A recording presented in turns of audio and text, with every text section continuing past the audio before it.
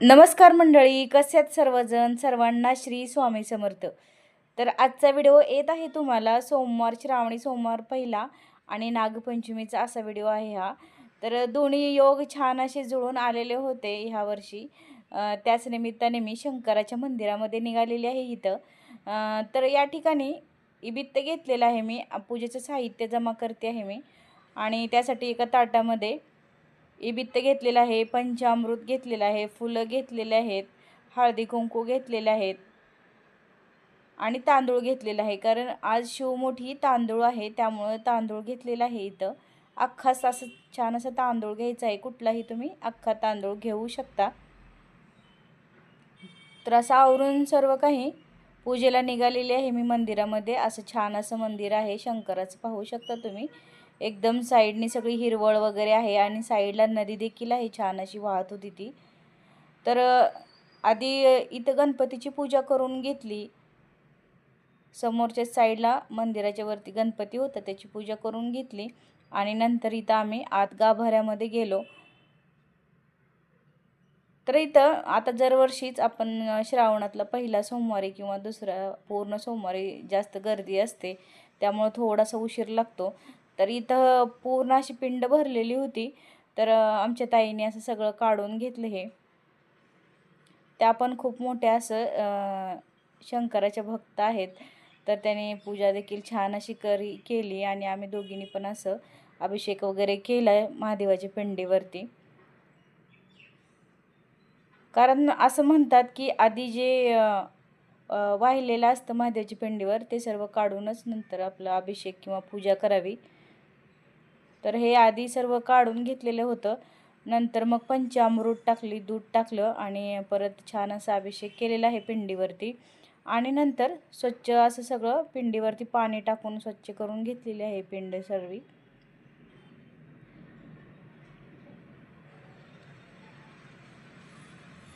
परत एकदा पाणी टाकून छान अशी पिंड स्वच्छ करून घेतलेली आहे.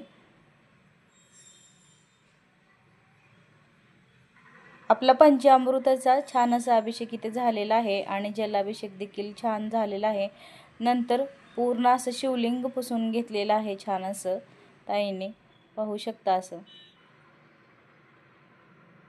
त्या दर सोमवारी इकडे येत असतात, त्यांनी खूप मनोभावे पूजा करतात त्या देखील छान अशी. तर इथं पूर्ण असं शिवलिंग पुसून घेतल्यानंतर इबित्ताचे पट्टे वडून घेतले. नंतर बेल वगैरे वाहून घेतले, पांढरं फूल वाहून घेतले इथे छान असं. आणि नंतर हार वगैरे घालून पेढा वगैरे ठेवून आपली शिवमूठ जी असते स्वतःला पण लावून घ्यायचं आहे इबित्त गळ्याला आणि डोक्याला, कपाळाला. आणि नंतर आजची शिवमूठ म्हणजेच तांदूळ अर्पण करून घेतलेला आहे. आणि नंतर इथं मी घरी आलेली आहे छान असं पूजा वगैरे आटोपून. तर पुरण घालायचे, पुरणपोळीचा स्वयंपाक करायचे. तर चला मग आता पुरणपोळीचा स्वयंपाक करायला घेते.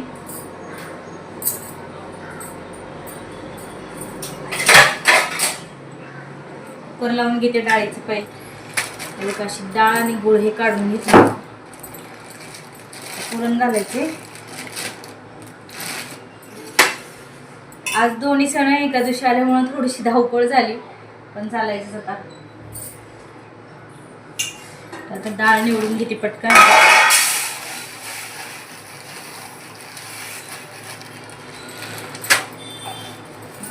नागपंचमीच्या सणाला तुमच्याकडे काय नैवेद्य बनवतात? आमच्याकडे असे पुरणाचे दिंड वगैरे बनवतात.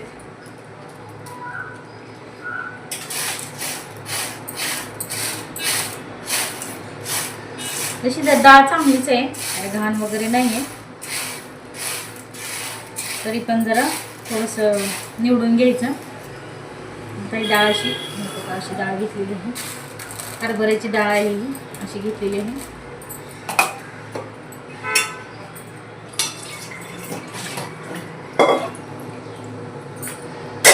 आता यामध्ये तेल टाकून घ्यायचं थोडंसं, म्हणजे तेल टाकल्याने डाळ ओत जात नाही आणि शिजते छान अशी लवकर, त्यामुळं अशी तेल वगैरे टाकून घ्यायचं. आता इथं मी गूळ वगैरे चिरून घेत आहे आणि डाळ देखील थोडीशी अशी फडकून घेतलेली आहे, जेणेकरून काय कचरा वगैरे असेल तर निघून जातो. आणि नंतर गूळ चिरायला छान असं घेतलेला होता मी. तर आजचा सोमवार असल्यामुळं आणि नागपंचमी असल्यामुळं उपवास देखील होता आणि आधीचा उपवास म्हणजेच भावाचा उपवास होता. त्यामुळं थोडंसं अवघड जात होतं, कारण दोन्ही उपवास सलग आलेले होते. श्रावणातला सोमवारी तरी असं काही तिखट मिठाचं खात नाहीत आमच्याकडे. तुमच्याकडे खातात की नाही नक्की सांगा. फक्त फळाहार घेतात आमच्याकडे. तर असं किंवा साबुदाण्याची गोड खीर वगैरे असेल तर ते घेतात, पण तिखट आणि मिठाचं खात नाहीत. त्यामुळं इथं चाललं होतं माझी स्वयंपाकाची तयारी. आणि नंतर पुरण वगैरे काय तुम्हाला पुरणाचा पूर्ण व्हिडिओ दाखवलेला नाही आहे मी, कारण पहिलाच व्हिडिओ दाखवलेला होता पुरणपोळी कशी बनवायची. नंतर पुरण वगैरे शिजलेलं होतं आणि इथं मी पीठ वगैरे मळून घेतलेलं होतं. अर्धा स्वयंपाक झालेला होता आणि अर्धा राहिलेला होता. नंतर मी हे कानवले घेतलेले आहेत करायला, म्हणजे याला पुरणाचे दिंड देखील म्हणतात.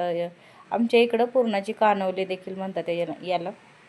तर हे अशी बनवतात पाहू शकता. पिठाची अशी छोटीशी लांबशी अशी पारी लाटवून घ्यायची आणि त्याच्यामध्ये पुरण भरायचं आणि इकडून दोन्ही साईडने असं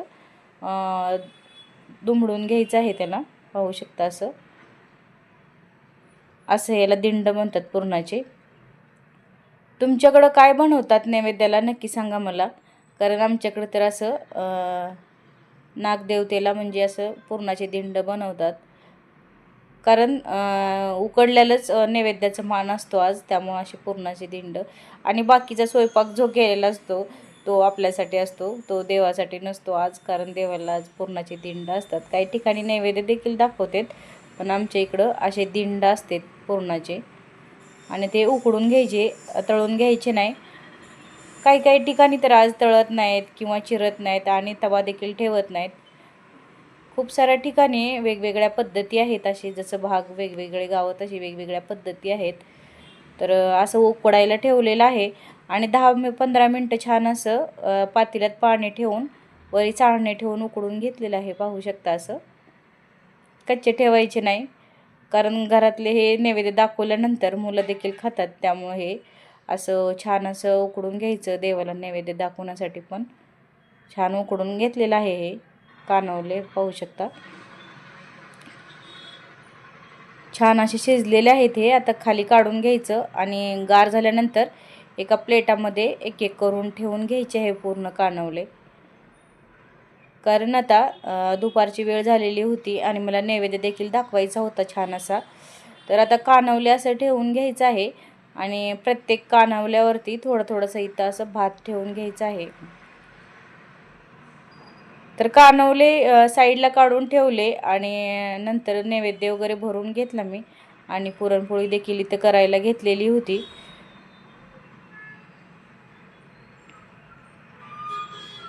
आज फक्त एका पुरणपोळीचाच व्हिडिओ दाखवत आहे मी, कारण आधी कानवले साईडला काढून घेतले आणि नंतर पुरणपोळी लाटली, कारण दूध संपलेलं होतं. ऐन वेळेला बघितलं आणि नंतर मुलीला खाली पाठवलं तिनं दूध आणायला, कारण आज दूधच भेटत नव्हतं कुठं. सोमवार असल्यामुळं सर्वांना अभिषेक वगैरे करायचा असतो आणि आज नागपंचमी पण असल्यामुळं दूध खूप ठिकाणी भेटतच नव्हतं. मी 2 दुकानं फिरून आले, पण मला भेटलं नाही जवळपासच्या, त्यामुळं जरा लांबचं दूध आणायला पाठवलं होतं, कारण दुधाशिवाय नैवेद्य दाखवता येत नाही. त्यामुळं नंतर मी अशा पोळ्या लाटून घेतल्या, म्हटलं दूध आल्यानंतर परत नैवेद्य दाखवूया. तर पाहू शकता अशा छान अशा पोळ्या वगैरे सर्व तयार करून झालेलं आहे माझं. अशा पोळ्या झालेल्या आहे माझ्या छान असं. मुलीसाठी एक चपाती देखील लाटलेली आहे, कारण ती पुरणाची पोळी खात नाही त्यामुळं. तर इथं भजी पापड आणि भात झालेला आहे करून आणि या साईडला छान अशी आपली कटाची आमटी देखील तयार झालेली आहे, झणझणीत अशी. हे पहा, असं एकदम साध्या सोप्या पद्धतीने ही कटाची आमटी देखील तयार करून घेतलेली आहे मी आणि सर्वांना खूप आवडली देखील.